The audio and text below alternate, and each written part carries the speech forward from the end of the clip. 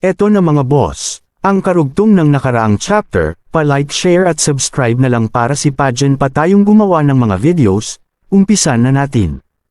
Hindi inaalis ni Murong Lee ang kanyang tingin kay Zufan. Habang pinagmamasdan ito, lalo lamang siyang nababagabag kaya ipinagpatuloy niya ang pagtatanong. Kung hindi kayo tagagitnang lupain, sino ka? Saan ka nanggaling at ano ang pakay mo sa hilagang lupain? Mahinang ngumiti si Zufan. Nasabi ko na. Dumaraan lang kami. Wala nang ibang dapat alamin. Humigpit ang ekspresyon ni Murong Lee. Ayaw kong maging bastos, ngunit magulo ang kalagayan ng hilagang lupain ngayon. Dahil dito, kailangan kong malaman ang inyong pagkakakilanlan. At kung tumanggi pa rin ako, tanong ni Zufan habang bahagyang sumingkit ang kanyang mga mata. Unti-unting kumalat ang napakalakas na aura ni Murong Lee. Kung ganoon, patawarin mo ako, ngunit mapipilitan kitang pigilan hanggang malinaw ang lahat. Napangiti si Zufan. Mukhang medyo mayabang pala ang tanyag na Ardent Sun Sword God. Patuloy siyang naglakad habang hawak ang kamay ni Kiaoer. Kiaoer, tuloy lang tayo. Yuyu, habulin mo na lang kami mamaya. Nang makita ni Murong Lee na tila binabaliwala lamang siya, agad siyang kumilos. Aalis ka na lang ba nang hindi man lang ako pinapansin? Sa isang iglap ay humarang si Bailiyuyu sa kanyang daraanan, malamig ang titig at walang bahid ng takot. Inasahan na ito ni Murong Lee. Sa isang kisap mata, nagliyab ang buong paligid. Parang sumabog ang isang bulkan habang walang katapusang apoy ang lumitaw sa kalangitan. Ang nagyelong hilagang lupain ay biglang naging isang nagliliyab na impyerno. Ang makapal na niebe at yelo na naipon sa loob ng daan-daang taon ay agad natunaw at naging singaw. Mula sa isang nagyelong kaparangan, naging dagat ng apoy ang buong mundo. Ito ang kapangyarihan ng isang peak Genesis stage expert, isang nilalang na kayang baguhin ang mismong kalikasan ng mundo. Ngunit hindi man lang natinag si Bailiyuyu. Malamig niyang tinitigan si Murong Lee bago niya pinakawalan ang sarili niyang napakalakas na aura. Biglang umugong ang kulog. Naging kulay pilak ang kalahati ng mundo habang bumuhos ang walang katapusang kidlat at sword energy.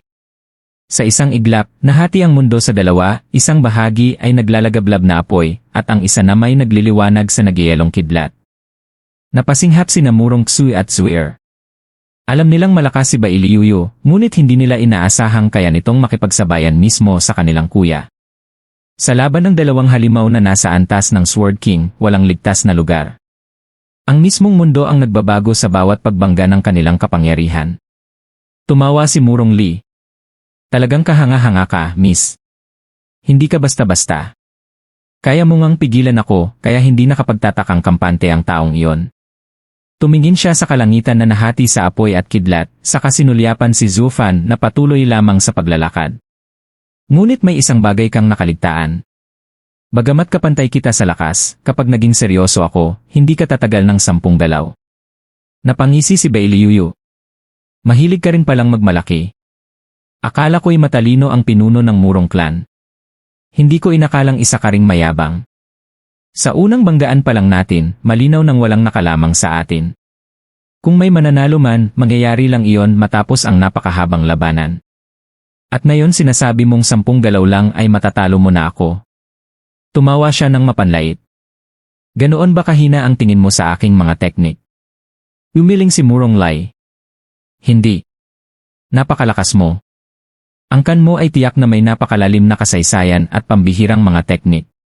Hindi kami ganoon kayabang upang maliitin ang ibang mga bayani. Kung ganoon, malamig na tanong ni Bailiyuyu, bakit mo sinabing 10 galaw lang? Napabuntong hininga si Murong Lee. Mas gugustuhin kong makipagpalitan ng libu-libong galaw sa isang katunggaling tulad mo. Ngunit hindi ito ang tamang panahon. Hindi ko maaaring hayaang mapahamak ang hilagang lupain.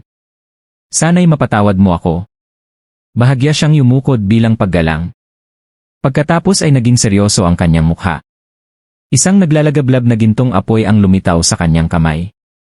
Unti-unti itong naging isang 2 metrong gintong espada na naglalabas ng nakasisilaw na apoy. Sa mismong sandaling lumitaw ang espada, nagbago ang buong mundo. Mas lalo pang lumakas ang naglalagablab na apoy sa paligid ni Murong Lee. Unti-unti nitong nilamon ang pilak na mundo ni Bailiyuyu, maging ang kidlat at sword energy nito. Sa loob lamang ng ilang sandali, naging kulay pula ang buong kalangitan. Lalong uminit ang paligid hanggang sa mismong lupa ay tila natutunaw. Napalawak ang mga mata ni Bailiyuyu. Ang banal na sandata ng timog ang decimating divine sword. Ngumiti si Murong Lai. Tama. Marahan niyang inikot ang banal na espada bago ito itinapat sa harapan. Miss, patawarin mo ako. Kailangan kong tapusin agad ang laban. Kapag may ibang pagkakataon, ikararangal kong makipaglaban sa iyo ng patas. Nagliwanag sa tuwa ang mga mukha ni na Murong Xui at Zuir. Anuman ang lakas ni Bailiyuyu, hawak ni Murong Li ang isang divine sword. Hindi ito ordinaryong espiritual na sandata. Habang mas malakas ang gumagamit, mas lalo ring lumalakas ang kapangyarihan nito. Kaya sa oras na mabunot ang decimating divine sword, halos tiyak na ang tagumpay ni Murong Li. Nangangahulugan din itong hindi na makakatakas si Zufan. Mahigpit na kinagat ni Bailiyuyu ang kanyang labi. Kung nais niyang tapatan ang decimating divine sword, kailangan niya ang sundering divine sword ng kanilang patriarch. Ngunit hindi kailanman ipapahawak ni Bailiyuyu ang pinakamamahal niyang banal na espada sa iba. At higit sa lahat, wala siya rito. Sa sandaling lumabas ang divine sword, alam niyang nakatakda na ang kanyang pagkatalo. Napuno siya ng galit at panghihinayang. Nauunawaan ni Murong Li ang kanyang nararamdaman. Miss, huwag mong isipin na talo ka dahil mahina ka. Napilitan lamang akong gamitin ang banal na espada dahil sa sitwasyon. Hindi na niya muling tiningnan si Bailiyuyu. Sa halip ay tumingin siya kay Zufan na papalayo. Sir, natalo na ang kasama mo. Balak mo pa ring umalis? Hindi man lang huminto si Zufan. Siyempre. Hindi kanya kayang talunin. Pero sapat na ang oras na maibibigay niya para makalayo ako. Kahit ang isang kuhol ay makakatawid ng libu-libong milya sa ganoong haba ng panahon. Napataas ang kilay ni Murong Li. Pigilan ako. Hindi niya yon magagawa. Pareho nating alam na hindi siya tatagal ng 10 galaw. Lalong humigpit ang kamao ni Bailiyuyu. Ngunit mumiti lamang si Zufan. Kung sinabi kong kaya niya akong bigyan ng sapat na oras, ganoon nga ang mangyayari. Hindi ka ba naniniwala? Kumikinang ang kanyang mga mata habang nakangiting tila may binabalak. Murong Clan Head. Kanina sinabi mong hindi minamaliit ng Murong Clan ang ibang mga eksperto. Pero sa tingin ko, sobra kang kampante. Iniisip mong ikaw lang ang may hawak ng isang divine sword. Biglang nagbago ang ekspresyon ni Murong Li. Huwag mong sabihin ni. Mumiti si Zufan. Tama ang hinala mo. Sa laban na ito, hindi ako ang nagkamali. Kundi ikaw. Sumiklab ang itim na liwanag sa kanyang palad. Mula rito ay lumitaw ang isang matingkad na pulang espada na may maiitim na guhit. Sa isang iglap, inihagis niya ito kay Bailiyuyu. Hawakan mo. At tikman mo ang tunay na sining ng Murong Clan Head.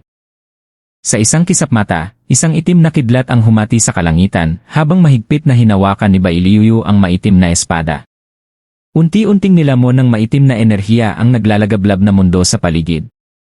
Ang dating dagat ng apoy ay nabalot ng kakaibang dilim, kasabay ng nakapangingilabot na mga ungol na tila nagmumula sa mga demonyo. Napanganga si Bailiyuyu habang nakatitig sa nanginginig na espada. Ramdam niya ang napakalakas nitong kapangyarihan at ang espiritong nananahan dito, hindi ito nagpapahuli sa Sundering Divine Sword ng Patriarch o sa Decimating Divine Sword ni Murong Li. Isa itong tunay na divine sword. Ngunit saang lupain ito nagmula? Bakit wala pa akong narinig na ganitong banal na espada? May isa pa bang divine sword na hindi kabilang sa 5 kilalang banal na espada? Samantala, napakunot ang noo ni Murong Li. Biglang nagsimulang manginig ang decimating divine sword na hawak niya. Para bang naggangalit ito sa galit nang maramdaman ang presensya ng bagong espada. Anong nangyayari?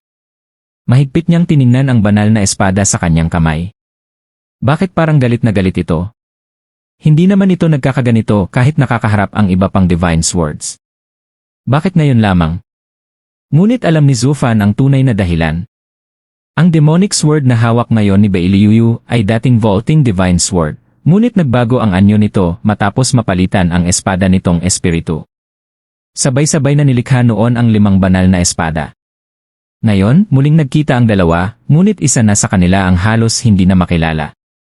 Kung tao lamang ang mga espada, malamang ay nagtatalo na ang kanilang mga espiritu. Sa isip ni Zufan ay tila narinig pa niya ang kanilang usapan. Sino ka? Bakit ikaw ang nasa katawan ng kapatid ko? Patay na siya. Paano siya namatay? Binura siya ng amo ko dahil ayaw niyang sumunod. Napangiti si Zufan sa sarili niyang imahinasyon habang pinakikinggan ang pag-ugong ng dalawang banal na espada. Ngunit walang ideya ang kanilang mga may-ari sa tunay na nangyayari. Bigla niyang sigaw. Huwag kang nakatayo lang dyan. Lumaban ka. Nagising sa pagkakatulala si Bailiyuyu. Unti-unting sumilay ang isang malawak na ngiti sa kanyang mukha. Sa unang pagkakataon sa buhay niya, may hawak na siyang divine sword. Ngayon ay kaya na niyang harapin si Murong Lee ng patas.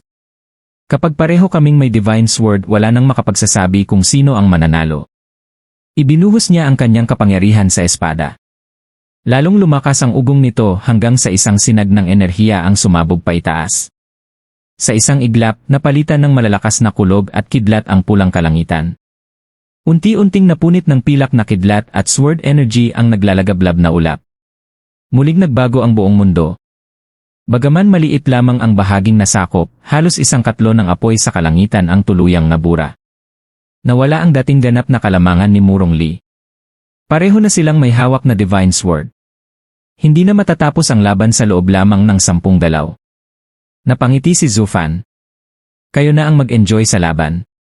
Aalis na kami. At muli siyang naglakad kasama si Kiawer. Napangiwi si Murong Lee habang pinapanood siyang unti-unting mawala. Pagkatapos ay tumingin siya kay Bailiyuyu na ngayon nakangiting tila sabik na sabik makipaglaban. Mukhang magtatagal ito. Tumawa si Bailiyuyu. 10 galaw? Kahit 100 ay kulang pa. Clanhead, ngayon lang ako nakahawak ng divine sword. Kaya siguraduhin mong sasamahan mo akong lumaban ng matagal. Napabuntong hininga si Murong Lee. Sa huli ginawa pa akong sparring partner. Hindi na niya kayang habulin si Zufan. Samantala, si Bailiyuyu naman ay punong-puno ng pananabik. Nagbanggaan ang kanilang mga espada. Yumanig ang buong daigdig. Nabasag ang lupa. Naghalo ang kidlat at apoy sa kalangitan. Dahil parehong gumagamit ng divine sword ang dalawang Sword King, ang bawat banggaan nila ay tila katapusan na ng mundo. Saan man magtagpo ang kanilang mga espada, walang anumang natitirang buo.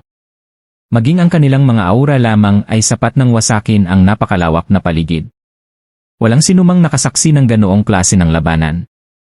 At kung mayroon man, malamang ay wala ring mabubuhay upang ikwento ito. Agad na tumakas sina Murong Xue at Zuier nang mapagtanto nilang seryoso na ang laban. Hindi man lang sila naglakas loob lumingon. Ang bawat pagsabog ay sapat upang mabingi o mapatay sila anumang sandali. Kahit mabilis silang tumatakbo, ilang ulit silang muntik nang madamay sa mapaminsalang shockwave. Samantala, sinamantala ni Zufan ang makapal na usok at alikabok upang tuluyang maglaho. Nabura rin ang lahat ng bakas niya. Mas lalo lamang naging misteryo ang kanyang tunay na pagkatao. Sa labas ng makapal na usok, naghihintay ang isang karwahe. Sumakay si Zufan kasama si Kiawer at agad silang umalis. Nagulat ang mga bantay nang makita siya. Sir! Katatapos lang naming kunin ang token sa Galefrost Town nang biglang bumagsak ang napakaraming yelong sibat. Kailangan naming tumakas. Pagkatapos ay bigla na lang nagiba ang buong bayan. At ngayon naman, parang nagwawakas na ang mundo. Puno ng apoy at kidlat ang kalangitan. Ngumiti lamang si Zufan. Huwag kayong mag-alala. Si Frigid Rain Sword King lang ang nakikipaglaban kay Murong Lee. Napasinghap ang lahat. Ang Ardent Sun Sword God na si Murong Lee. Paano ninyo siya nakilala? Anong nangyari? Wala naman. Napagdiskitahan lang niya ako. Kaswal niyang sagot. Ngunit sa sumunod na sandali. Ubo. Bigla siyang nagsuka ng dugo. Sir! Father! Nag-alalang sigaw ng lahat. Huminga ng malalim si Zufan. Kumuha siya ng isang tableta mula sa kanyang interspatial ring at agad itong nilunok. Ayos lang. Tinapos ko lang ang isang utang na loob. Pwede na tayong umalis. Alam ni Kiawer ang tunay na dahilan. Tahimik niya lamang niyakap ang kanyang ama habang puno ng pag-aalala. Patuloy pa ring yumanig ang mundo habang sa malayo ay nagpapatuloy ang nakakatakot na labanan ng dalawang Sword King. At sa gitna ng lahat ng iyon, tanging isang karwaheng hinihila ng 4 na nagpapanik na ikatlong antas na spiritual beasts ang mabilis na lumalayo. 10 araw ang lumipas. Patuloy ang malakas na hangin at pag-ulan ng nyebe habang mabilis na tumatakbo ang karwahe. Bigla na lamang may isang aninong dumaan na parang kidlat at pumasok sa loob. Napangiti ang lahat nang makita kung sino yon. Miss Yuyu. Sa wakas bumalik na rin kayo. Matagal nang nag-aalala si Sir para sa inyo. Napangisi si Bailey Yuyu. Nag-aalala. Sinulyapan niya ang maputlang mukha ni Zufan. Mas kailangan niyang mag-alala sa sarili niya. Sa itsura niyang iyan, siya ang tunay na nasugatan. Ngumiti si Zufan. Bahagyang nasugatan lang ang kaluluwa ko. 1 buwan lang, gagaling din ito. Napailing si Bailey Yuyu. Tanga. Ginamit mo kasi ang sarili mong kaluluwa laban kay Murong Ksui. Natural lang na masugatan ka sa ginawa mong iyon. Mahinang natawa si Zufan. Kailangan kong suklian ang kabutihan niya. At ang tanging paraan para magawa iyon ay tanggapin mismo ang nakamamatay niyang atake. Napakatuso mo noon, pero bakit bigla kang naging napakabobo ngayon, panunuyang sabi ni Bailey Yuyu. Hindi ka ba natakot na baka tuluyan niyang wasakin ang kaluluwa at katawan mo? Mahabang buntong hininga ang pinakawalan ni Zufan. Kung ikukumpara sa mga pagsubok na dinaanan ko para makarating dito, maliit na bagay lang iyon. Kapag nagbabayad ka ng utang na loob, kailangan mo itong gawin ng buong puso. Dapat mong ibigay sa kabilang panig ang pagkakataong kunin ang buhay na minsan niyang iniligtas. Kaya lang, napakalakas ng kambal kong kaluluwa para tuluyang mabura kahit ng buong lakas niya. Nasugatan ang aking Dragon Soul, ngunit kayang saluhin ng aking dumain ang halos lahat ng pinsala hanggat may hangganan. Sa huli, naibalik ko ang buhay na utang ko sa kanya. Natulala si Bailey Yuyu. Talagang kakaiba ka. Handa kang isugal ang buhay mo para lamang makabayad ng utang na loob. Ngumiti si Zufan. Kung iba ang sitwasyon, madali ko sanang nabayaran ang utang na yon. Pero magkaiba kami ng landas. Hindi lamang niya tatanggihan ang tulong ko, kahit makatulong pa ako, sisirain ko lang ang paniniwalang pinanghahawakan niya. Mas makakasama pa yon kaysa makakabuti. Kaya ang tanging paraan ay buhay kapalit ng buhay. Siyempre, may silbi pa ang buhay ko kaya hindi ko ito basta may bibigay. Sapat nang ibinigay ko sa kanya ang pagkakataong kunin ito. Kung hindi niya nagawa, problema na niya yon. Para sa akin, bayad na ang lahat ng utang. Napakurap si Bailey Yuyu. Kakaiba talaga ang pananaw mo. Ngayon lang ako nakakita ng taong ganyan mag-isip. Ngumiti si Zufan. Sa huli, ang pagbabayad ng utang ay tungkol lamang sa kapayapaan ng puso. Ayokong may pagkakautang ako sa iba, at ayokong may utang din sa akin. Ang pagputol sa ugnayang iyon ay isa lamang pormalidad. Ang mahalaga ay payapa ang aking kalooban. Tumango si Bailey Yuyu. Tama ka. Ang utang na loob at sama ng loob ay nagsisimula at nagtatapos sa puso. Bakit pa pagtatalunan ng paraan kung ang mahalaga ay gumaan na ang pakiramdam? Bigla siyang naging seryoso. Kung ganoon paano kung bigyan kita ng pagkakataong mabayaran ang isa pang napakalaking utang? Sinulyapan siya ni Zufan. Ano na naman ang binabalak mo? Anong utang ang tinutukoy mo? Isang utang na kasinlaki ng langit. Lumapit siya kay Zufan at tumitig ng diretsyo sa mga mata nito. Kian, ano ba talaga ang tingin mo sa akin? Nanigas ang lahat ng nasa karwahe. Napatingin silang lahat kay Bailey Yuyu na tila hindi makapaniwala. Ano nang ginagawa ng Sword King? Nagtatapat ba siya ng damdamin? Napakatapang naman niya. Siya pa talaga ang unang umamin. Unti-unting napunta ang lahat ng tingin kay Zufan. Sir, tanggapin mo na. Kung magiging kakampi mo ang isang Sword King, napakalaking tulong niyan para sa ating lahat. Kitang-kita namang interesado siya sa iyo. Kahit medyo mabangis siya, napakalakas naman. Sinamaan sila ng tingin ni Zufan bago bumaling kay Bailey Yuyu. Miss Yuyu, ano bang ibig mong sabihin? Eksakto ang ibig kong sabihin. Ano ba talaga ang tingin mo sa akin? Wala naman masyado. Diretsong sagot ni Zufan. Kumibot ang mukha ni Bailey Yuyu at agad nitong sinunggaban ang kwelyo ni Zufan. Wala lang. Gusto mo bang ulitin ang sinabi mo? Nagmamadaling umawat ang iba. Miss Yuyu, huwag po kayong magalit. Ganyan lang talaga magsalita si Sir, diretsyo kung diretsyo. Huminga ng malalim si Bailey Yuyu upang pakalmahin ang sarili bago muling ngumiti. Sir Qian, napakasakit talaga ng mga salita mo. Hindi ka mukhang santo at lalo namang hindi ka kumikilos na parang santo. Pero may isang katangian kang talagang hinahangaan ko, marunong kang tumanaw ng utang na loob. Handa ka pang ibuwis ang buhay mo para lang makabayad. Iyan ang klase ng lalaki na nirerespeto ko.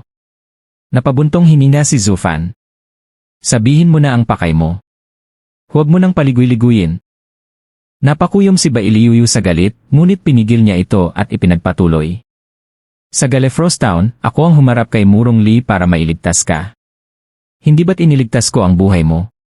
Hindi ba dapat mo akong tanawin ng utang na loob? Hindi. Bakit? Dahil ikaw ang bantay na ipinadala sa akin ni Bailiyu Qian. Trabaho mo ang protektahan ako. Hindi iyon pabor. Nalugmok ang loob ni Bailiyuyu, ngunit hindi pa rin sumuko. Kung hindi mo ginawa ang gulo sa Galefrost Town, hindi naman tayo hahabulin ni Murong Lee. Ako ang umayos ng problema mo. Hindi ba sapat iyon para magkaroon ka ng utang na loob sa akin? Umiling si Zufan. Trabaho mo pa rin yon. Ang pagsunod at pagprotekta sa akin ay bahagi ng tungkulin mo. Ngumiti siya ng may panunukso at marahang tinapik ang ilong ni Bailiyuyu. At saka, kung may karagdagang gantimpala man akong ibinigay sa iyo, ginawa ko na yon sa Galefrost Town. Kung hindi dahil sa banal kong espada, malamang bugbog sarado ka na ngayon. Iniligtas ko ang buhay mo at maging ang dangal mo. Hindi ba sapat na kabayaran yon? Pero wala ka namang choice noon. Hindi ka rin makakatakas kung hindi. Bilang amo mo, anumang ibigay ko sa iyo ay hindi dahil sa utang na loob kundi dahil sa pabor. Bilang alipin, ikaw ang dapat magpasalamat sa akin. Pagkatapos ay iniunat niya ang kamay. Siya nga pala nasaan na ang demonic sword ko. Bakit hindi mo pa ibinabalik? Biglang itinago ni Bailiyuyu ang espada sa likuran niya at nahiyang umiwas ng tingin.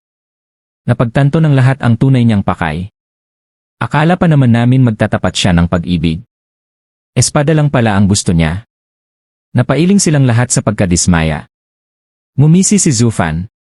Gusto mong sayo na lang? Alam mo ba kung gaano kahalaga ang espadang yan? Sabihin mo nga sa akin, papayagan ka ba ni Bailiyuyu Qian na hawakan man lang ang sundering sword niya? Namula si Bailiyuyu. Ngayon lang kasi ako nakahawak ng divine sword.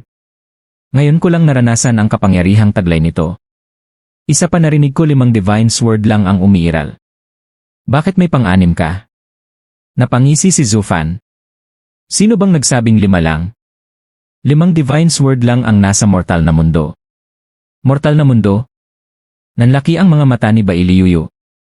Ibig mong sabihin may iba pa sa labas ng mundong ito? Natural. Malawak ang naging ngiti ni Zufan. Lahat ng divine sword na iyan ay nagmula sa Devil Mountain. Natigilan si Bailiyuyu. Ang Devil Mountain ang gumawa ng 5 divine sword ng 5 lupain. Kapag may disipulong aalis sa Devil Mountain, gumagawa ang mga master ng divine sword na akma sa landas niya. Ang 5 divine sword na nasa 5 lupain ay mga sandatang naiwan lamang ng mga disipulong namatay. Tuluyang natulala si Bailiyuyu. Mahigpit niyang yakap ang demonic sword. Kung ganoon pwede mo na lang bang ibigay sa akin ang espadang ito? Makakagawa naman ulit ng bago ang master mo. Napailing si Zufan. Kung ganoon lang kadaling gumawa ng divine sword, bakit pa ito tatawaging divine sword? Pagkatapos ay nagtanong siya. Sino ang nanalo sa laban niyo ni Murong Lee? Atubili man, sumagot si Bailiyuyu. Si Murong Lee. 8 araw kaming naglaban pero hindi ko pa rin siya natalo. Kaya umalis na lang ako. Hindi rin naman niya ako nahabol. Tumango si Zufan. Akala mo ba pareho kayo? Sanay na siya sa decimating sword sa loob ng 1,000 taon. Ikaw naman, ngayon mo palang nahawakan ang espada ko. Hindi mo pa nga lubusang nakakasundo ang sword spirit nito. Natural lang na matalo ka. Napabuntong hininga si Bailiyuyu. Pero hindi naman ibibigay sa akin ng Patriarch ang Sundering Sword. Kahit hindi pamilyar ang espada mo, mas mabuti na yon kaysa wala. Sinasalamin ng espada ang kalooban ng may-ari. Kailangan mo ng espadang tunay na akma sa'yo. Kung gagamit ka ng kung ano-anong divine sword, lalo ka lang mahihirapang umunlad. Pagkatapos ay ngumiti siya. Makinig ka. Kapag sinunod mo ako at matagumpay nating natapos ang misyon ng Devil Mountain, isasama kita roon. Ipapaigawa kita ng Divine Sword na tunay na babagay sa'yo, isang espada na kasintulad ng Sundering Sword. Hindi ba mas maganda yon kaysa pilitin mong kunin ang espada ko? Biglang nagliwanag ang mukha ni Bailiyuyu. Talaga? May pagkakataon na ba nang nagsinungaling ako sa'yo? Masayang tumango si Bailiyuyu at kusang ibinalik ang Demonic Sword. Tinanggap ito ni Zufan at marahang hinaplos ang maitim na talim bago ito muling ipinasok sa kanyang katawan. Sa loob-loob niya, palihim siyang napangiti. Ang Demonic Sword ay konektado sa kanyang isip. Kung wala ang pahintulot niya, walang sinuman ang maaaring kilalanin ng espada bilang tunay nitong may-ari. Kung hindi, matagal nang tumakas si Bailiyuyu dala ang espada at hindi na sana siya kinausap pa. Habang pinagmamasdan ang masayang Bailiyuyu, lalo lamang lumalim ang ngiti ni Zufan. Talagang kayang bulagin ng kapangyarihan at katanyagan ng tao. Dahil lamang sa isang Divine Sword, nalimutan na niyang pag-isipan kung posible bang ganoon lang kadaling gumawa ng mga ito. At saka kailan ba ako huling nagsabi ng totoo? Habang mabilis na sumusulong ang karwahe sa gitna ng nalalatagan ng nyebeng daan, nanatiling payapa ang kapaligiran sa loob nito. Mahigpit na yakap ni Bailiyuyu ang munting si Kiawer, at unti-unti na rin niyang tinatanggap si Zufan. Bigla siyang napabulalas at nagmamadaling nagsalita. Sandali! Hindi man nahalata ni Murong Lee ang pakay ko, tiyak na mahahalata niya ang sayo. Malamang ay hinahanap ka na niya ngayon at baka papalapit na rin siya sa atin. Dahil alam na niya ang lawak ng lakas ko, hindi ko na siya mapipigilan ng matagal sa susunod. Ang kaya ko na lang ay protektahan ang sarili ko, kaya mag-ingat ka. Napangiti si Zufan. He, ngayon ka lang nag-alala para sa akin. Sino bang nag-aalala sa'yo? Pamumula ngunit pasupladang sagot ni Bailiyuyu. Kapag namatay ka, baka hindi na ako muling magkaroon ng pagkakataong makahawak ng napakahalagang banal na espada. Umiling si Zufan at bumaling sa mga kasama. Gaano pa kalayo ang susunod nating hihintuan? Sir, mga 4 na oras pa bago tayo makarating sa Sea Cloud Sect. Pabilisin niyo ang takbo, nakangiting utos ni Zufan. Napakunot no si Bailiyuyu. Hindi ka ba nakikinig? Siguradong hinahanap ka na ngayon ni Murong Lee. At dahil nawala niya ang bakas natin, tiyak na hihingi siya ng tulong sa Sea Cloud Sect dahil iyon ang pinakamalapit sa Gallifrost Town. Pupunta ka roon para magpahuli. Umiti lamang si Zufan. Mahal kong Frigid Rain Sword King, sa tingin mo ba hindi ko naisip yan? Kung ganoon... Ha. Alam mo ba ang ibig sabihin ng anino ng liwanag? Humiga lamang siya ng walang anumang pag-aalala habang lalo namang nalito si Bailiyuyu. Makalipas ang 4 na oras, walang naging aberya sa paglalakbay ng karwahe. Huminto ito sa harap ng isang nagyelong talon at dahan-dahang pumasok sa loob ng isang hadlang. Kasabay nito, sa isang maringal na bulwagan, naroon ang 3 taong matagal lamang na nakasalubong ni Zufan. Sa kanilang harapan ay nakatayo ang isang matandang may mahabang puting balbas at marangal na tindig. Magalang siyang yumuko. Sword God Murong ng Southern Lands at Immortal Healer Murong, isang malaking karangalan ang inyong pagbisita sa aming sekta. Ngunit ayon sa aking kaalaman, dapat ay nasa Sea Bright Sect kayo ngayon upang maghanda kasama si Sir Aoyang laban sa Invincible Sword. Ano ang nagdala sa inyo rito? Napabuntong hininga si Murong Lee. Mahabang kwento. Noong una ay nasa Sea Bright Sect nga ako bilang paghahanda sa nalalapit na digmaan. Ngunit ilang araw ang nakalipas, nakatanggap kami ng balitang sinalakay ang Son Sea Sect, ang unang linya ng depensa ng Northern Lands, kaya agad akong nagtungo roon. Sa kasamaang palad, nadatnan ko na lamang itong wasak, habang ang mga nakaligtas ay tumakas patungong Sea Bright Sect. Kaya sinimulan kong habulin ang salarin. Napakunot noo ang matanda. Hindi ba malinaw na ang may kagagawan nito ay ang pangkat ng Invincible Sword? Tanging ang 9 Sword Kings lamang ang may kakayahang gumawa ng ganoong kalaking pinsala. Tumango si Murong Lee. Iyan din ang una kong inakala. Kahit hindi ko sila kayang labanan ng mag-isa, kung matutuntun ko man lamang ang kanilang kilos ay makakapaghanda tayo. Ngunit huminto siya, bakas ang pag-aalinlangan. Ano po ang natuklasan nyo? Tanong ng matanda. May isa pang grupo. Nanigas ang matanda. Ibig ninyong sabihin may isa pang puwersang kasinlakas ng Central Area na pumasok sa Northern Lands. Impossible. Kilala natin ang lahat ng pinakamalalakas sa 5 lupain.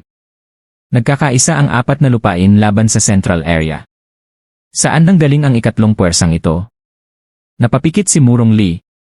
Hindi ko rin iyon pinaniwalaan noon. Ngunit nakita ko mismo. Habang iniimbestigahan ko ang Sun Sisek, napunta ako sa Galefrost Town. Doon ay nadatnan ko ang aking kapatid na may alitan sa isang misteryosong grupo. Nang subukan kong siyasatin sila, isang babae ang humarang sa akin. Kapantay ko siya sa lakas at may hawak pang isang banal na espada na hindi kabilang sa alinmang kilala sa 5 lupain. 8 araw kaming naglaban ng walang nagwagi. Kung ang espada lamang niya ay ganap na naayon sa kanyang kakayahan, marahil ay taon pa ang itinagal ng laban. Napasinghap ang matanda. Kung ganoon kalakas ang babaeng iyon, tunay siyang pambihira. Ngunit paano kayo nakatitiyak na hindi sila mula sa central area? Baka ang espada niya ay ang Sundering Sword. Magalang na yumuko si Murong Xue bago nagsalita. Naipakita na noon sa aking kapatid ang Sundering Sword, at alam naming hindi iyon ipinapahawak ng Invincible Sword kaninuman. Nagpatuloy siya. At nakita ko na rin minsan ang lalaking kasama nila. Siya ang nagdulot ng napakalaking pagdanak ng dugo sa central area. Sa loob lamang ng 3 araw, bumagsak ang Serene Shores Trading at halos kalahati ng mga opisyal ng Sword Star Empire ang namatay. Kung tunay siyang taga-central area, bakit niya sisirain ang sarili niyang lupain? Napaisip ang matanda. Kung ganoon, sinasabi mong kabilang siya sa ikatlong puwersa. Ngunit kung sinalakay niya ang central area, hindi ba dapat ay kakampi natin siya? Mali. Matatag ang tinig ni Murong Xue. Malupit siya, tuso at walang habas. Dahil lamang pinahina niya ang central area, ay hindi nangangahulugang mabuti ang pakay niya rito sa Northern Lands. Maaaring ang layunin niya ay sirain din ang ating lupain o higit pa. Hindi natin maaaring hayaang mangyari iyon, Sect Leader Liang. Sumang-ayon si Murong Lee. Ako man ay nakita ang kanyang pagkatao. Kalmado, napakatalino at napakahusay. Hindi siya ordinaryong tao. Bukod pa roon, may kasama siyang eksperto na kapantay ng isang Sword King. Kapag kumilos ang taong iyon, tiyak na may malaking mangyayari. Hindi pa natin alam ang tunay niyang pakay, kaya kailangang maagapan natin ito. Malapit na ang digmaan laban sa Invincible Sword, at hindi natin kayang magkaroon ng isa pang kaaway na naghihintay sa likuran. Tumanggo si Sect Leader Liang. Tama kayo, Murong Clan Head. Kailangang makontrol agad natin ang sitwasyon. Sandali siyang nag-isip bago muling yumuko. Ano ang maitutulong ng aming sekta? Ngumiti si Murong Lai. Habang nakikipaglaban ako sa babaeng bantay nila, nakatakas ang grupo. Dahil sa lawak ng pinsalang iniwan ng aming labanan, nawala ang lahat ng bakas nila. Mag-isa lamang akong naghahanap kaya mabagal ang pag-usad. Nais sana akong humingi ng tulong sa inyong sekta. Agad na tumango si Sect Leader Liang. Ikinararangal naming tumulong. Ano ang kanilang paglalarawan? Si Murong Xue ang sumagot. 3 sila.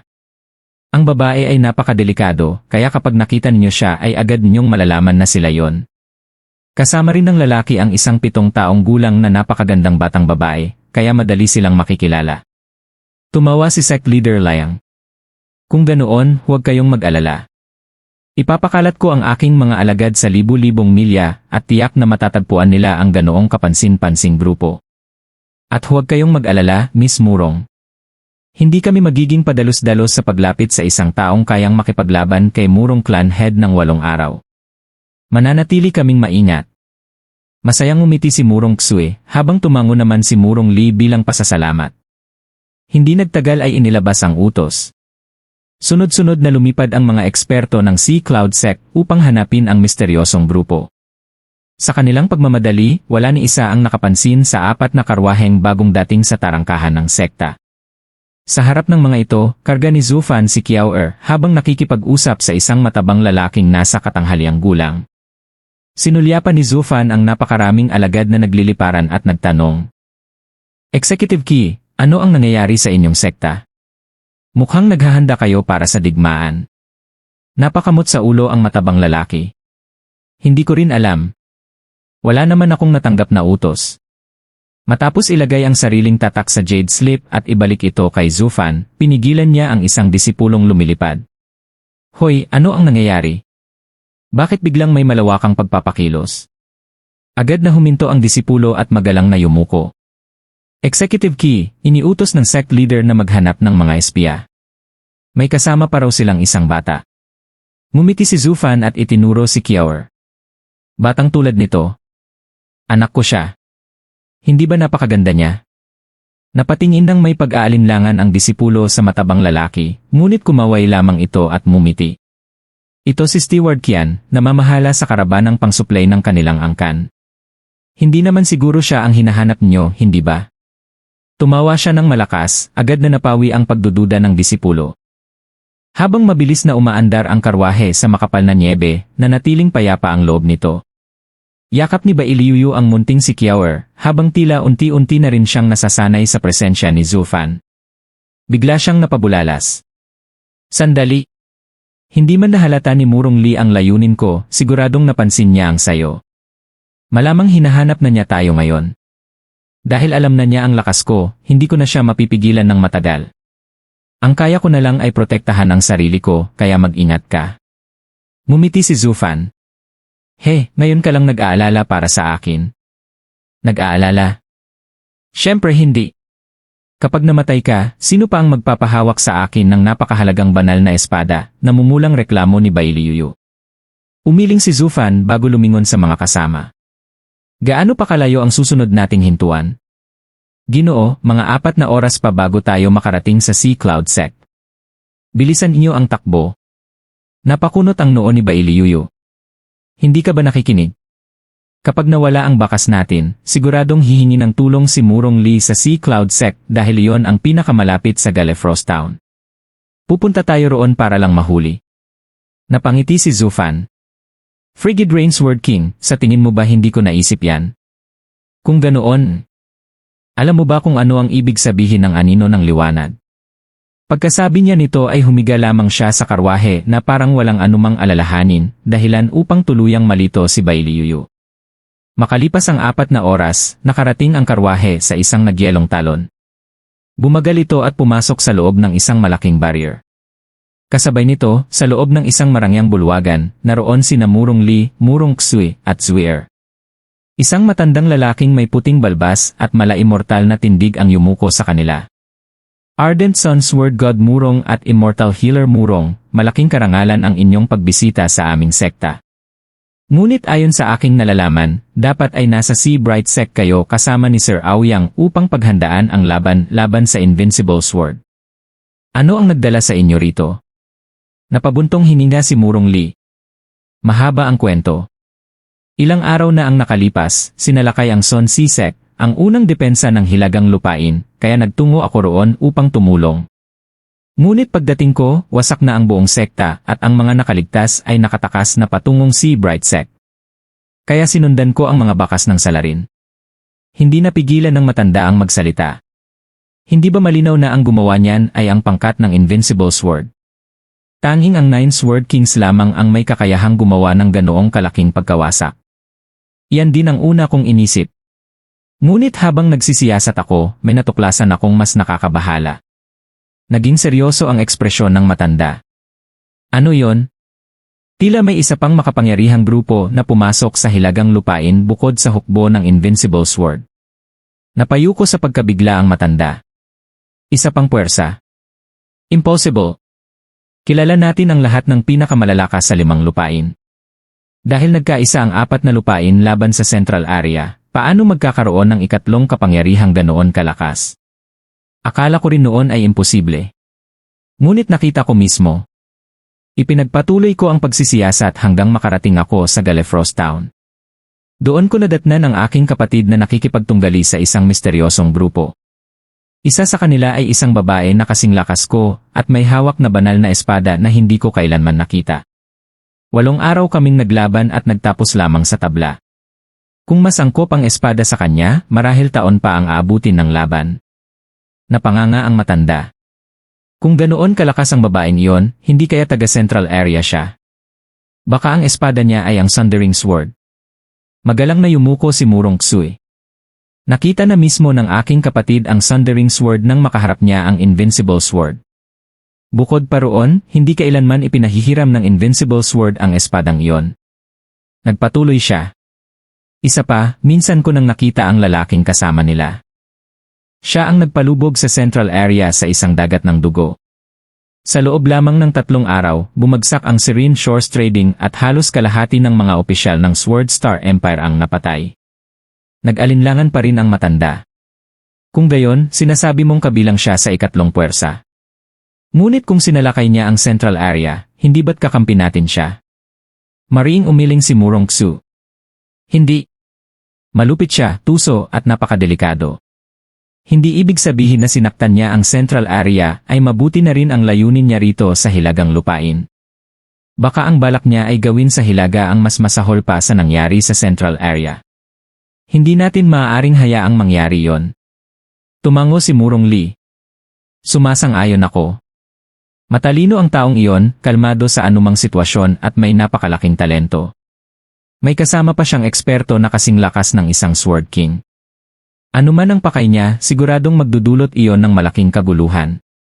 Hindi pa natin alam ang tunay niyang layunin, kaya kailangan natin siyang mahanap bago pa siya kumilos. Tumango ang matandang sect leader Liang. Tama kayo. Paano ko kayo matutulungan? Nagbigay galang si Murong Li. Nawala ang kanilang bakas matapos ang laban namin ng babaeng gwardiya. Mag-isa lamang akong naghahanap kaya nais kong humingi ng tulong sa inyong sekta. Walang problema. Tungkulin naming tumulong sa pagtatanggol sa hilagang lupain. Ano ang hitsura nila? Si Murong Xu ang sumagot. 3 sila. Napakapanganib ng babaeng kasama nila.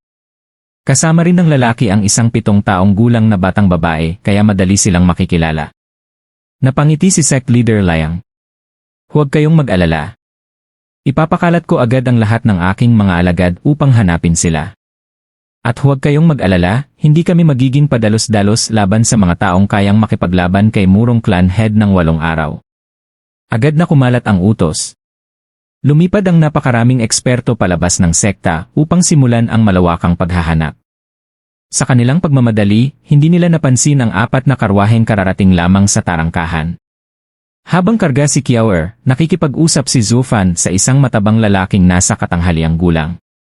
Tumingin siya sa mga disipulong nagsisiliparan. Executive Qi, anong nangyayari? Mukhang naghahanda ang sekta para sa digmaan. Ni hindi ko rin alam. Katatanggap ko lang ng mga dokumento mo. Bigla niyang pinahinto ang isang disipulong dumaraan. Hoy! Anong nangyayari? Yumuko ang disipulo. Executive Qi, iniutos ng sect leader na hanapin ang mga espiya. May kasama raw silang isang bata. Napangiti si Zufan habang itinuro si Kiaoer. Ganito ba? Anak ko siya. Hindi ba napakaganda niya? Napatingin ang disipulo sa ama at anak bago tumingin kay Executive Qi. Agad itong nagpakilala. Ito si Steward Qian. Namamahala siya sa karavan ng kanilang angkan. Hindi naman siguro siya ang hinahanap niyo, hindi ba? Napakamot sa ulo ang disipulo. Siguro nga hindi. Tiningnan niyang muli ang inosenteng mag-ama at ang mga gwardiya ng karwahe bago mapangiti. Sinabi ng sect leader na napakadelikado ng mga hinahanap namin. 3 lamang sila at may kasamang babae. Pinag-iingat pa nga kami ng husto. Pero itong 2 ito, napalaki ang mga mata ni Zufan. Ganoon ba kami kahinatingnan? Malakas niyang tinapik ang sariling dibdib. Matitibay din kami. Kung hindi, paano kami makapaghahatid ng mga kalakal sa iba't ibang lupain? Napailing ang disipulo. Na, matitibay kayo. Sige, may trabaho pa ako. At mabilis itong lumipad palayo. Hoy! Ano ba yon? Hindi ba naghahanap kayo ng batang babae? Hindi ba niyo kami dadalhin sa sect leader? Napahinto siya ng matabang Executive Qi. Steward Qian, hayaan mo na sila. May sarili silang tungkulin. Ngunit tila hindi pa rin kontento si Zufan. Hindi pwede. Hindi ba napakadelikado raw ng hinahanap niyo? Malakas din ako. Bakit niyo ako binabaliwala? Nasaan ang hustisya? Lumingon siya kay Kiaoer. Kiaoer, sabihin mo nga. Hindi ba malakas si tatay? Huminga lang ng malalim si Kiaoer at bumalik sa loob ng karwahe. Napatawa si Executive Qi. Lahat talaga ng ama gustong magmukhang bayani sa harap ng anak nila. Hindi talaga ninyo ako sisiyasatin, tanong pa rin ni Zufan. Umikot ang mga mata ng matabang lalaki. Anong delikado? Radiant stage ka lang. Isa pa, kung ang hinahanap talaga ng sect leader ay nasa mismong harapan niya, ano pa ang saysay ng pagpapadala ng napakaraming tao? Sa tingin mo ba ganoon kabobo ang mga tunay na espiya para kusang pumunta sa punong himpilan natin? Pero sabi nila may kasamang bata. Maraming batang babae sa mundong ito. Akala mo ba ikaw lang ang may anak? Umalis na kayo at huwag mo nang gambalain ang trabaho ko. Labis ang pagkadismaya ni Zufan habang inakay ang kanyang mga tauhan palayo. Habang umaalis ang kanilang mga karwahe, narinig ang nagmamaktol niyang tinig mula sa loob. Kiao, maniwala ka sa akin. Hindi dahil mahina si tatay kaya hindi nila ako sinyasat. Talagang nagtitiwala lang sila sa akin. Napailing na lamang ang mga taong nakasaksi sa eksena. Talagang gusto ng bawat ama na magmukhang kahanga-hanga sa harap ng anak. Unti-unting naghiwa-hiwalay ang mga tao, ngunit hindi nila madaling makakalimutan ang kakaibang karavan ni Zufan. Hindi nagtagal, lumabas ang 4 na karwahe sa barrier at muling nagpatuloy sa paglalakbay. Ilang sandali pa, mabilis na sumingit sa loob ng isa sa mga karwahe si Bailiyuyu. Dahil wala pa siyang bagong pagkakakilanlan, hindi siya maaaring pumasok kasama ng karavan kanina. Punong-puno ng pag-asa ang kanyang mukha. Kumusta? Maayos ba ang lahat? Walang emosyon na sumagot si Zufan. Ano sa tingin mo? Dahil sa ginawa kong palabas sa Sea Cloud Sect, nabuo sa isip ng lahat na isa lamang akong ordinaryong negosyante. Kapag mali ang unang impresyon ng tao, matagal nila iyong pinaniniwalaan. Kaya kahit gaano pa tayo kabilis bumiyahe, hindi nila tayo paghihinalaan. Kahit magpadala pa si Murong Lee ng mas marami pang tao, wala ring silbi. Hindi nila makikita ang anino ng liwanag. Napangiti si Bailiyuyu. Magaling. Naloko mo maging ang Sword God ng Southern Lands. Ngunit nang tapikin niya ang balikat ni Zufan, bigla itong napangiwi. Huwag kang humawak. Sapat na ang papuri. Halos pumutok ang ugat ko sa lakas ng tapik mo. Inilabas ni Bailiyuyu ang dila at nagkunwaring inosente. Napailing na lamang si Zufan habang hinihimas ang namamagang balikat. Sa isip niya, ang gusto ko lang naman ay makatawid ng hindi napapansin sa hilagang lupain. Pero muntik pa akong mamatay matapos makasalubong ang Invincible Sword, at ngayon na may nakabangga ko pa ang Ardent Sun Sword God. Madaling kausapin ang Invincible Sword dahil may mga pagnanasa siyang maaaring gamitin laban sa kanya. Ngunit ang Murong Clan ay tunay na matuwid. Hindi sila madaling malinlang. Isa na namang malaking hadlang si Murong Lee. Talagang mahirap harapin ang mga taong tunay na matuwid at walang makasariling pagnanasa. Lalong magiging mahirap ang misyon ko. Napabuntong hininga siya at ipinikit ang mga mata. Hindi na muling huminto ang 4 na karwahe. Dumaan sila sa ilan pang mga sekta, tinapos ang lahat ng nakatakdang paghahatid ng mga kalakal. Lumipas ang 5 buwan. Sa wakas, narating nila ang kanilang huling destinasyon. Ang Sea Bright Sect, malapit sa baybay ng North Sea. Tinitigan ni Zufan ang walang katapusang kabundukang nababalutan ng niebe. Handa na ba ang lahat ng inyong mga token?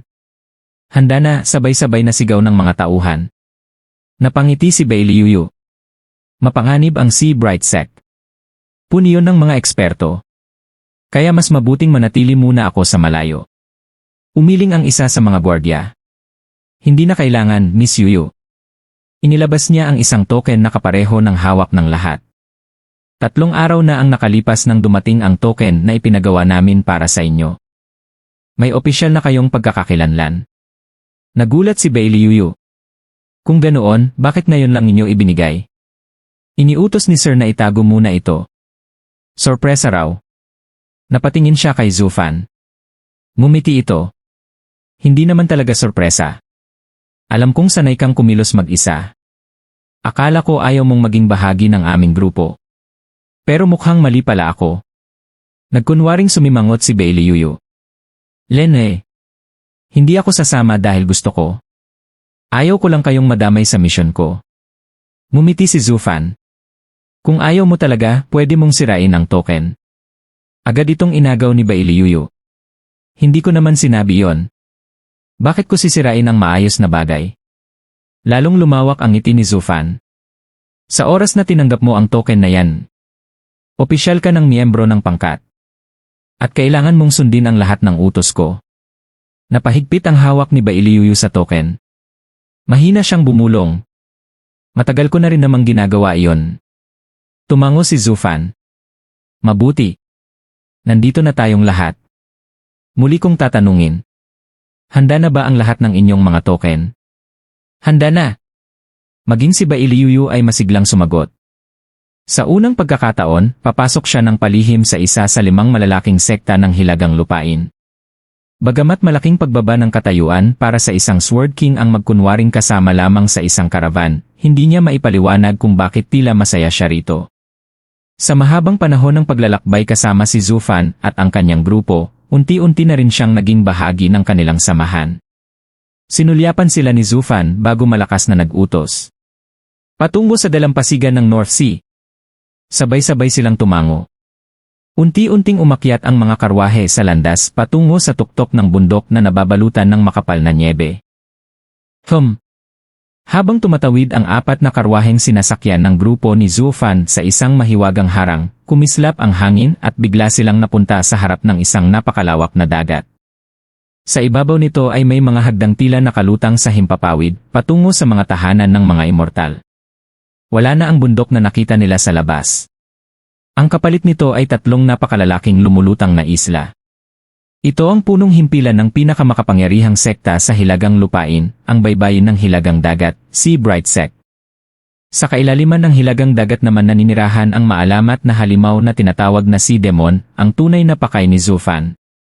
Bagamat puno ng mga espiritong halimaw ang dagat, ang Sea Demon lamang ang may kakayahang magsalita na parang tao. Ngunit si Zufan lamang ang nakaalam ng katotohanan na ito ay isa sa 5 dakilang banal na hayop, ang Heaven Sealing Sea, ang tanging nilalang na may kakayahang iligtas si Sanzi. Habang nakatanaw sa walang katapusang dagat, bahagyang nanginig ang mga mata ni Zufan at mariin niyang kinuyom ang kanyang kamao. Si Kiaor naman ay hindi maitago ang pananabik dahil malapit na nilang mailigtas ang kanyang nakatatandang kapatid. Sa isang iglap, 12-12 ng mga taong nakasuot ng itim ang bumagsak sa kanilang harapan. Pinangunahan sila ng isang matandang may itim at puting bigot na magiliw na ngumiti. Maraming salamat sa angkan ng Kian sa ligtas na paghahatid ng mga supply. Ako si Executive Day Qianqiao ng Sea Bright Sect. Napahagikik si Bailiuyu nang marinig ang pangalan nito at pabulong na sinabi kay Zufan. Qianfan at Day Qianqiao. Isa ay ayaw sa pera, isa na may laging problema sa pera. Bagay na bagay kayong dalawa. Para talaga kayong itinadhana sa isa't isa. Napangiti rin ang iba sa biro niya. Napailing si Zufan at magalang na yumuko. Ako si Qianfan, isang tagapangasiwa lamang ng angkan ng Qian. Narito ang jade slip na may mga selyo ng lahat ng sektang dinaanan namin. Magalang ding tinanggap iyon ni Executive Day. Maayos ang lahat ng dokumento ninyo. Ngunit kailangan ko ring makita ang mga pagkakakilanlan ng iba. Agad inutusan ni Zufan ang kanyang mga kasama na ilabas ang kanilang mga token. Habang ang lahat ay nagmamadaling sumunod, si Bailiuyu lamang ang walang pakialam. Basta na lamang niyang inihagis ang kanyang token sa matanda. Napakamot na lamang ng ulo si Zufan. Pasensya na po. Medyo nasa menopause pa siya. Napapabulong na mura si Bailiuyu. Ngunit hindi iyon pinansin ni Executive Day. Pagkatapos suriin ang lahat ng token, ngumiti siya. Kahanga-hanga kayong mag-asawa. Sa gitna ng magulong kalagayan ng Hilagang Lupain, nagawa pa rin niyong ihatid ang mga supply. Tunay kayong kapuri-puri. Natigilan si Zufan. Mag-asawa. Napakunot no rin si Bailiuyu. Ipinaliwanag ng matanda. 3 araw na ang nakalipas nang matanggap namin ang bagong talaan ng angkan ng Qian. Nakasaad doon na ang mamumuno sa karaban ay sina Qianfan at ang kanyang asawa na si Qianyu. Tugma rin ang inyong mga lagda. Para bang tinamaan ng kidlat si Zufan. Samantala, namula naman sa galit si Bailiuyu. Lakas ng loob mong gamitin ako bilang peking asawa, hayop ka. Anong ginagamit? Wala rin akong alam dito. Puro ka kasinungalingan. Hindi ba ikaw ang nagpapautos sa kanila? Pero sa pagkakataong ito, napatingin si Zufan sa kanyang mga tauhan. May sarili siyang mga prinsipyo. Hindi siya kailanman magpapanggap na may asawa ng basta-basta. Gaya ng ginawa niya noon kay Shangguan Qinyan, hindi niya yon pinayagan. Ngunit ngayon, ang kanilang pagkakakilanlan ay nakasalalay rito. Kung tatanggapin niya ang papel bilang asawa ni Baliyuyu, taliwas iyon sa kanyang sariling paniniwala. Ngunit kung tatanggi siya, mabubunyag ang kanilang tunay na pagkatao. Napakahirap ng sitwasyon. Napansin ni Executive Dai ang kanilang pananahimik at nagsimulang maghinala. Dahan-dahan siyang umatras at halos magbigay na ng utos sa kanyang mga tauhan. Kapag nangyari iyon, masasayang ang lahat ng pinaghirapan nila. Kahit naroon si Baliyuyu, hindi niya kakayaning labanan ang buong Sea Bright Sect, lalo na't naroon pa ang mga pinakamalalakas na eksperto ng hilagang lupain. Nanginginig sa kaba ang mga gwardiya ng karaban. Sa isip nila, pakiusap magpanggap na lang kayong mag-asawa. Hindi naman totohanan iyon. Ngunit nanatiling tahimik sina Zufan at Baliyuyu. Eksaktong sandaling iaangat na sana ni Executive Dai ang kanyang kamay upang magbigay ng utos. Biglang nagsalita si Kiawer. Tatay. Nanay. Gutom na ako. Mag-aaway pa ba kayo hanggang sa magutom ako? Parang nabuhayan ng loob ang lahat. Mabilis na binuhat ng isa sa mga gwardiya si Kiawer at ipinakita ito kay Executive Dai. Executive Dai, paano sila hindi magiging mag-asawa? Tingnan niyo, may anak pa nga sila. Kung ganoon, bakit sila nag-aaway? Tanong ng matanda.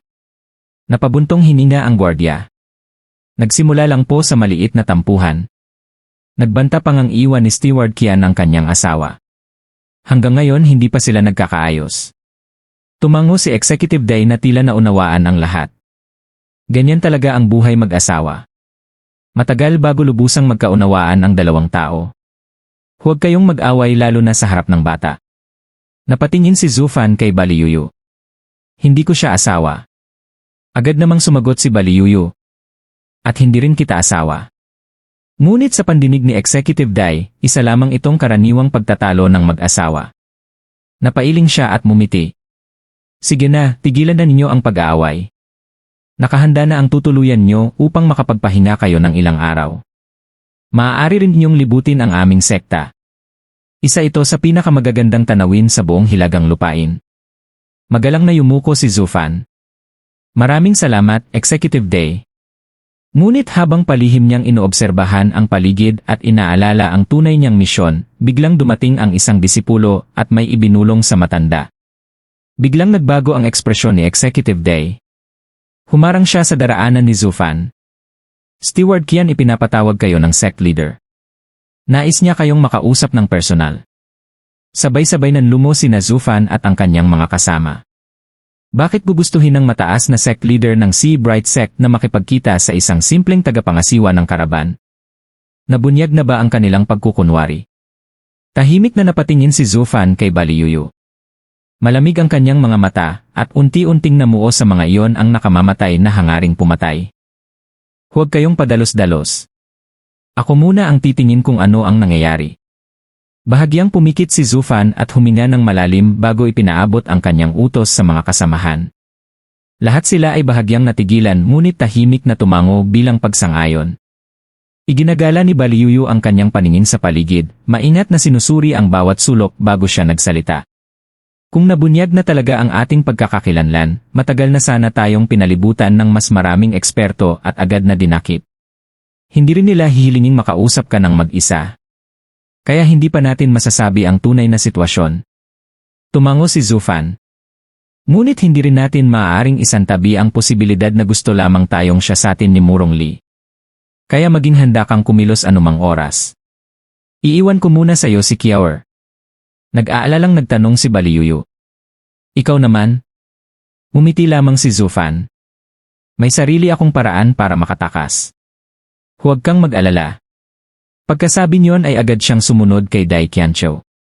Tahimik silang pinanood ng lahat habang lumilipad ang dalawa patungo sa pinakamataas na lumulutang na isla, samantalang isang disipulo naman ang naghatid sa iba papunta sa kanilang tutuluyan. Makalipas ang halos isang oras, nakatayo sina Zufan at Dai Qianqiu sa harap ng isang napakalaking tarangkahan. Mahigit 100 disipulo ang nakahilera sa magkabilang panig nito bilang bantay.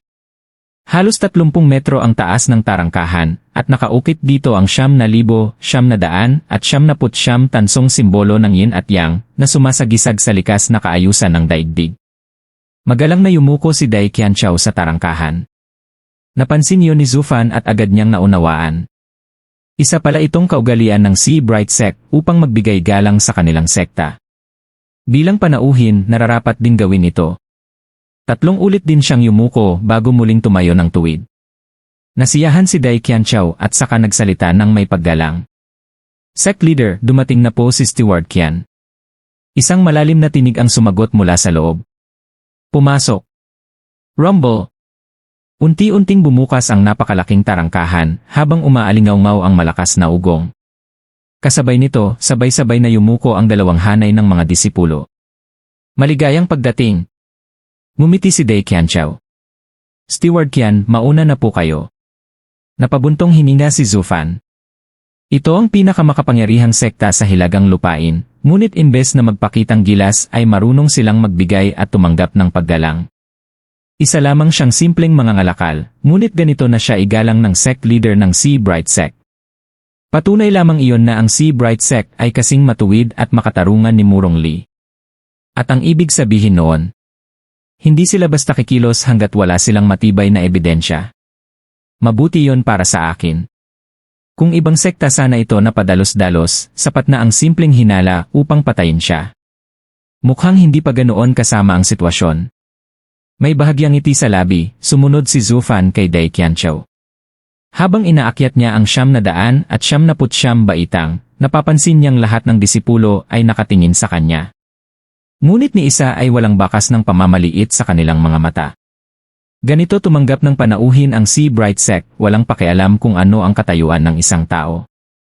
Pagpasok niya sa paunahing bulwagan, nakita niya ang 3 taong naghihintay. Isa sa kanila ang agad niyang nakilala. Si Executive Cao ng Sun Sea Sect. Sa isang iglap ay naunawaan na ni Zufan ang tunay na dahilan ng pagpapatawag sa kanya. Siya pala. Akala ko pa naman si Ardent Sun Sword God ang naghihintay sa akin. Halos mabigla ako roon. Biglang itinuro siya ni Executive Cao. Sect leader. Siya ang dahilan kung bakit nagdusa ang Sun Sea Sect. Isa siyang espiya ng Gitnang Lupain. Punong-puno ng galit ang mukha nito. Ngunit hindi man lamang siya pinansin ni Zufan. Diretso siyang lumapit sa 3 at magalang na yumuko. Lumapit naman ang isang nasa katanghaliang gulang na lalaki at nagsalita sa matandang katabi niya. Sect leader Ling, malinaw na umaamin ang batang ito sa pamamagitan ng kanyang pananahimik. Dapat natin siyang dakpin at imbestigahan upang mabigyan ng hustisya ang libu-libong namatay sa aming sekta. Hindi agad sumagot ang matanda. Sa halip ay tumingin muna siya kay Zufan. Ikaw si Steward Qian, tama ba? Ako si Ling Yunchen, sect leader ng Sea Bright Sect. Nagkunwaring nagulat si Zufan at agad ding yumuko. Mahinahon namang nagtanong si Ling Yunchen. Steward Qian, ano ang masasabi mo sa mga paratang ni Executive Cao? Nagkunot noo si Zufan. Paratang? Ano po ba ang ibinibintang niya sa akin? Galit na galit ang lalaking nasa tabi. Nagpapanggap ka pa. Malinaw ang lahat ng paratang ni Executive Cao. Wala kang maipapaliwanag upang mapawalang sala ang sarili mo. Nagsalita na si Ling Yunchen. Steward Qian, siya si Buxingyon, sect leader ng Sun Sea Sect. Naghatid ka ng mga suplay noon ngunit hindi kayo nagkita, kaya hindi mo siya nakilala. Agad namang yumuko si Zufan. Isang karangalan pong makilala kayo, Sect Leader Bu. Pagkatapos ay muli siyang humarap kay Ling Yuntian. Sect Leader Ling, sa tingin ko ay may malaking hindi pagkakaunawaan.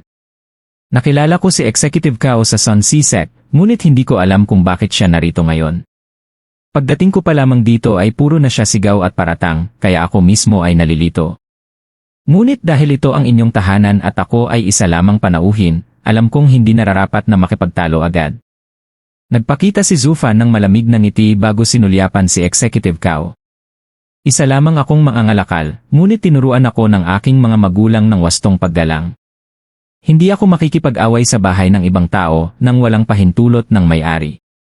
Ngunit ang asal ni Executive Cao para siyang asong gala na basta na lamang tumatahol sa tahanan ng iba. Halos mabulunan sa galit si Executive Cao. Lahat ng sinabi ni Zufan ay totoo. Nasa Sea Bright Sect sila, ngunit siya ang unang sumigaw at nagpakita ng kawalang galang sa sect leader. Napansin yon maging ni Buxingyon. Namutla si Executive Cao. Sect leader, hindi ko po sinasadya. Malamig ang naging sagot ni Buxingyon. Maling tao ang hinihingan mo ng tawad. Agad siyang yumuko kay Ling Yuntian. Sect Leader Ling, patawarin niyo ako. Nadala lamang ako ng emosyon. Kailanman ay hindi ko hahamakin ang pinuno ng Sea Bright Sect.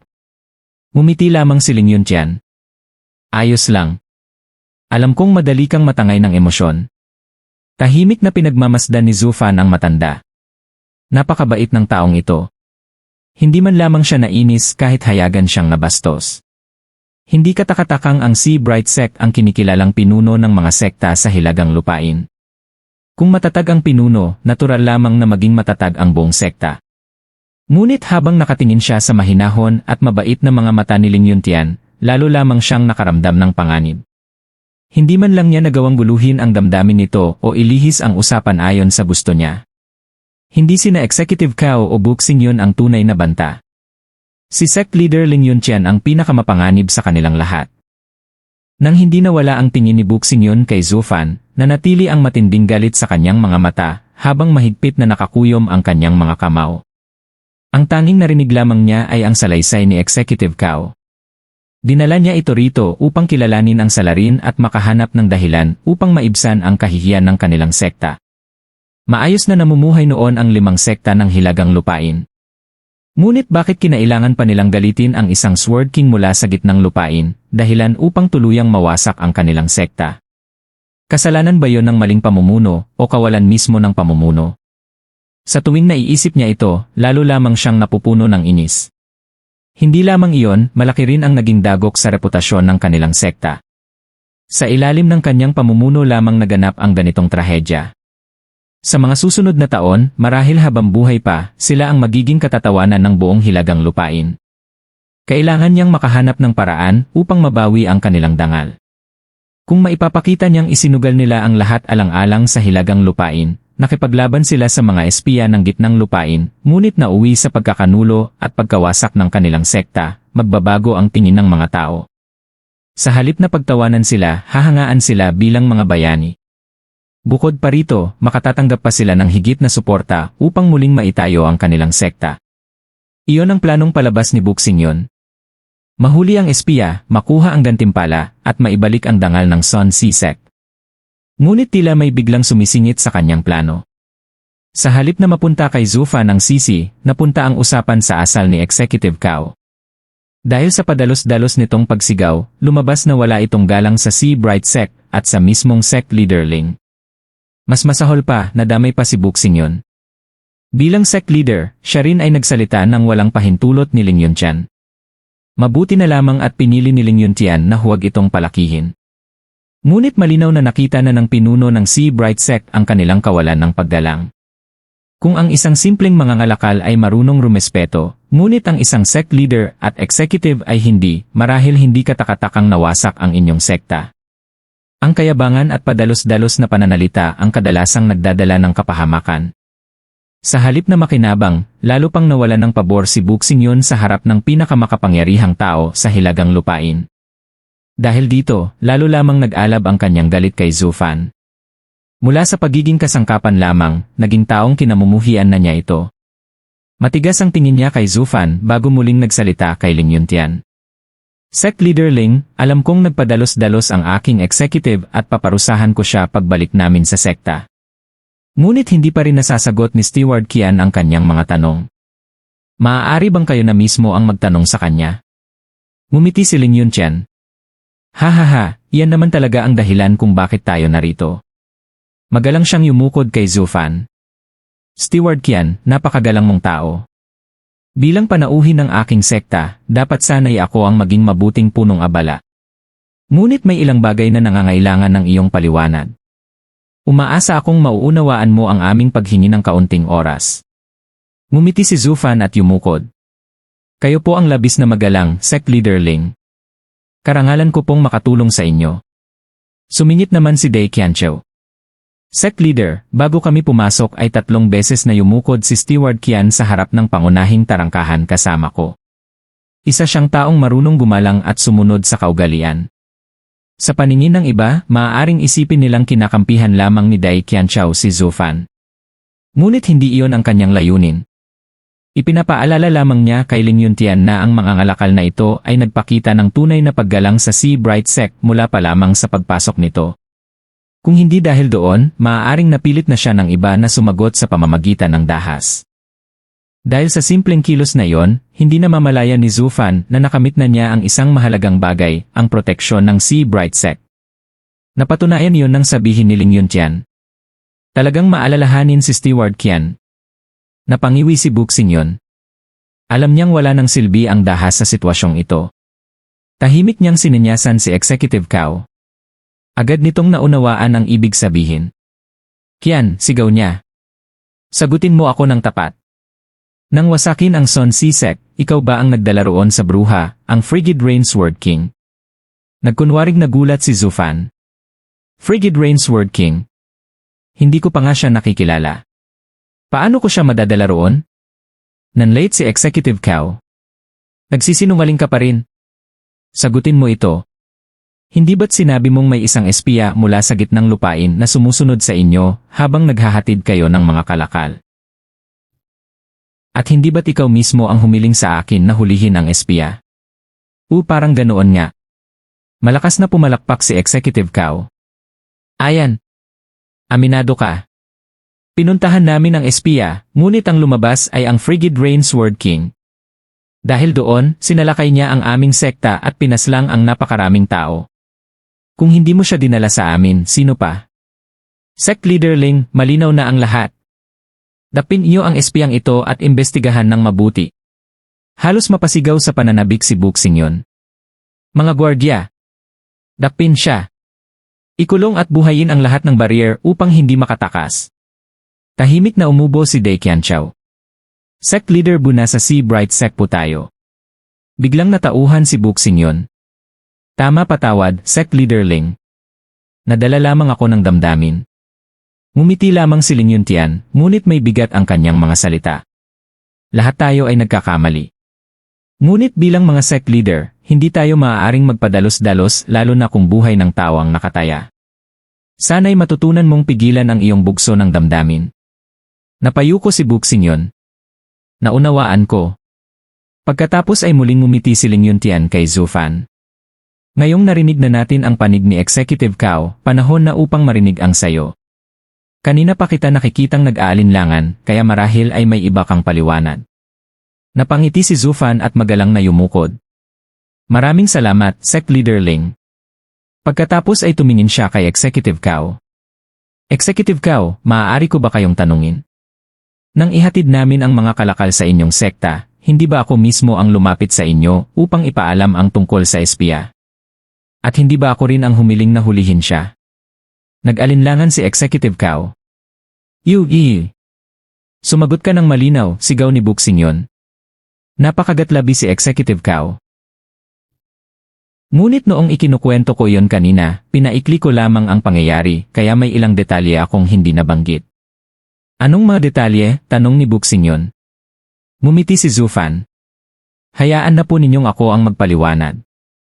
Totoong may isang espiya mula sa gitnang lupain na sumunod sa aming karabana at sinira ang isa naming karwahe. Dahil doon, kalahati lamang ng mga kalakal ang naihatid namin sa Sun Sea Sect.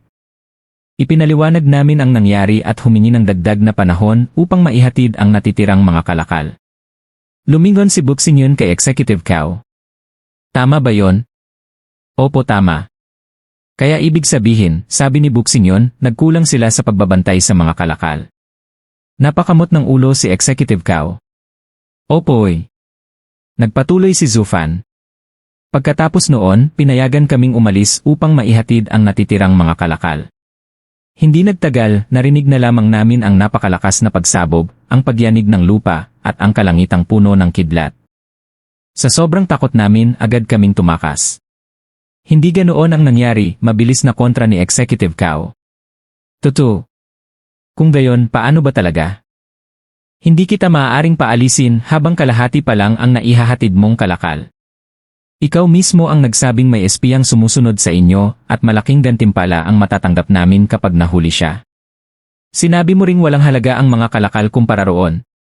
Tumango si Zufan. Sinabi ko ngayon. At pagkatapos pinayagan kitang umalis. Kung gayon, tanong ni Zufan, kung hindi pa namin naihahatid ang lahat ng kalakal, bakit niyo kami pinayagang umalis? Nakakatawa ka. Ano ba ang mas mahalaga, ang ilang nawalang kalakal o ang paghuli sa isang espiya? Ginamit namin kayo bilang pain upang mailabas siya. Biglang umiti si Zufan. Kung ganoon, kalahati ng kredito ay sa amin din. Ano? Walang kredito roon. Sword King ang kalaban. Ang mapapala mo lang ay makasama sa kulungan. Biglang natigilan si Executive Cao. Napagtanto niyang nadulas siya. Napangiti si Zufan. Narinig niyo iyon? Kami ang ginawang pain. Sila ang kusang lumabas upang hulihin ang espiya. Kung pareho pala kaming kumikilos laban sa espiya, paano naging espiya ng gitnang lupain ang isang taong tumulong sa kanila? Nagpatuloy si Zufan sa mahinahong pananalita. Kung ang pain at ang mga ngaso ay nagtutulungan upang hulihin ang kaaway, paano naging espiya ng gitnang rehiyon ang pain? Sec Leader Bu, maaari ba ninyong ipaliwanag iyon?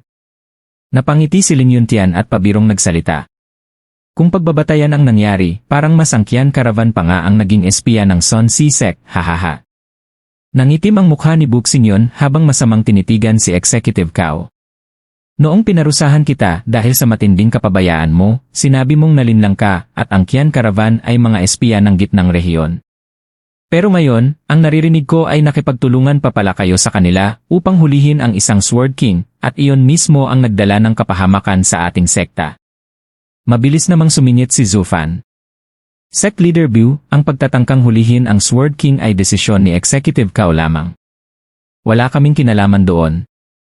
Namilipit sa galit si Executive Cao. Ang matatamis mong salita ang nagtulak sa akin sa kapahamakang ito. Kung hindi dahil sa iyo, hindi ako magkakamali ng ganoon. Malamig na umiti si Zufan.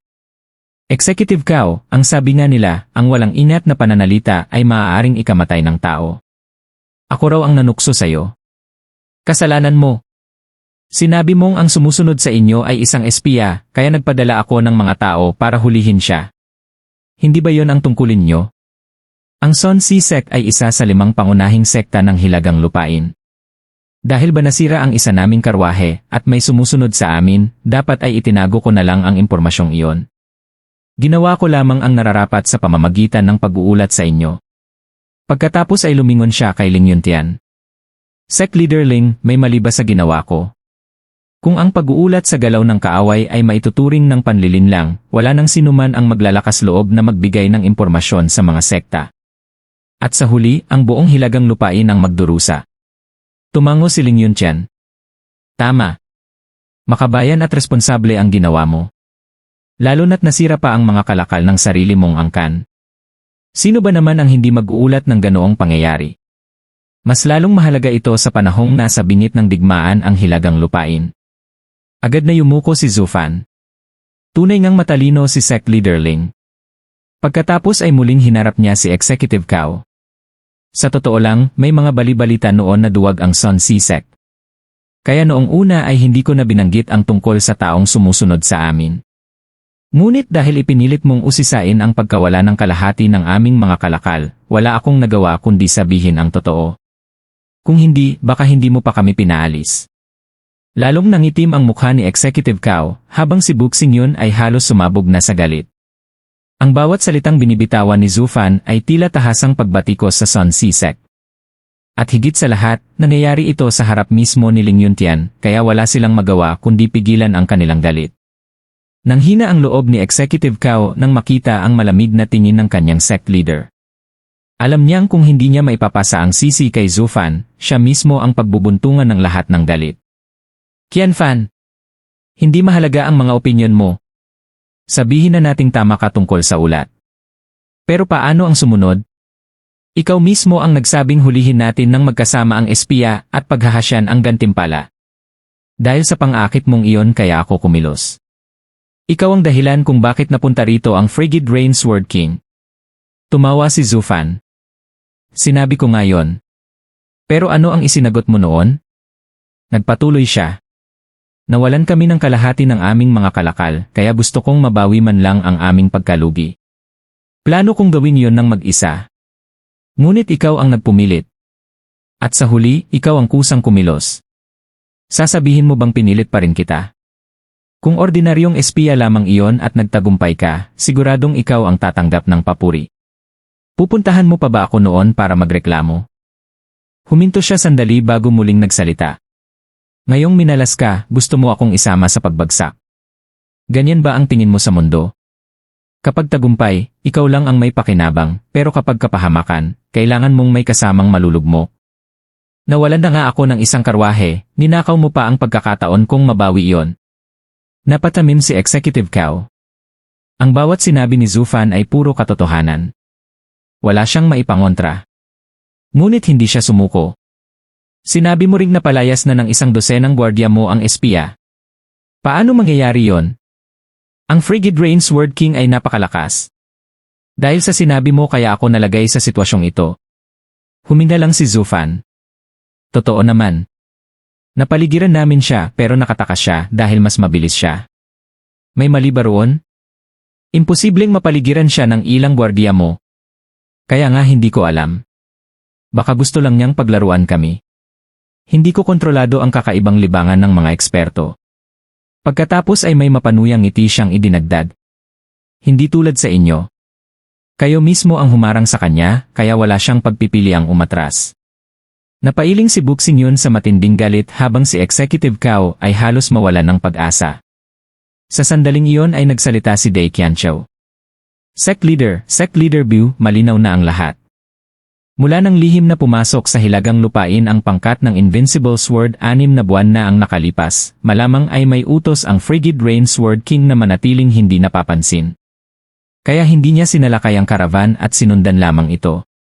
At dahil hindi rin siya kayang hulihin ng ilang gwardiya, hinayaan niya lamang sila. Ngunit nang bigla siyang hinarang ng Son Sisek, wala na siyang pagpipilian kundi lumaban. Kaya naganap ang trahedyang ito. Kung pinabayaan lamang nila siya, hindi sana nangyari ang lahat. Tumango si Ling Yunqian. Mukhang ganoon nga. Kung tunay ngang may lihim na misyon ang pangkat ni Bai Liu Tian, hindi nila gugustuhin gumawa ng malaking kaguluhan. Kaya ang pagkawasak ng Son Sisek ay talagang kakaiba. Pagkatapos ay tumingin siya kay Executive Cao. Ilang ulit ba ninyong sinubukang hulihin ang Frigid Rain Sword King? Nagbilang si Executive Cao. Una, 50 Soul Harmony Experts. Nang mamatay sila, nagpadala si Elder Lin ng 50 Genesis Stage Experts. Nang mapatay rin ang mga yon, personal na dumating si Venerable makasama ang 10 Peak Genesis Stage Experts. 3 ulit po pagkatapos ay siya na mismo ang sumugod sa amin. Natahimik ang buong bulwagan. Biglang, pak! Isang malakas na sampal ang bumagsak sa mukha ni Executive Cao. Lumipad siya ng mahigit 10 metro bago bumagsak sa sahig. Nang tumayo siya, 2 sa kanyang mga ngipin ang nalaglag. Nang tingalain niya si Buxing Yun, nakita niya ang nag-aapoy nitong galit. Lintik kang inutil. 3 beses mong inatake ang isang Sword King. Hindi ba siyempre magagalit iyon? Kahit ako ang nasa kalagayan niya, magwawala rin ako. Halos manginig si Buxing Yun sa sobrang put. Mga hangal. 50 tao ang namatay, sinundan pa ng 50 pa, mula Soul Harmony hanggang Genesis Stage, pero wala pa rin kayong natutunan. Padala lang kayo ng padala ng tao nang hindi man lang inaalam kung sino ang kalaban. At ngayon, nang masira ang sekta, gusto ninyong isisi sa isang katang-isip na espiya. Hindi katakatakang nawasak ang ating sekta dahil sa mga katulad ninyo. Napabuntong hininga na lamang si Buxing Yun. Tumawa si Ling Yunqian. Sect Leader Bu, kumalma ka. Mabuti na ring nalinawan ang lahat. Kanina pa ako nagtataka kung bakit nanatiling lihim ang pangkat ni Bai Liu Tian sa loob ng mahabang panahon, tapos biglang gumawa ng napakalaking kaguluhan bago muling naglaho. Ngayon ay malinaw na ang dahilan. Talagang inani lamang ninyo ang bunga ng sarili ninyong ginawa. Ay, nadulas din pala ang dila ko. Napangiwi si Buxing Yun ngunit wala na siyang naisagot.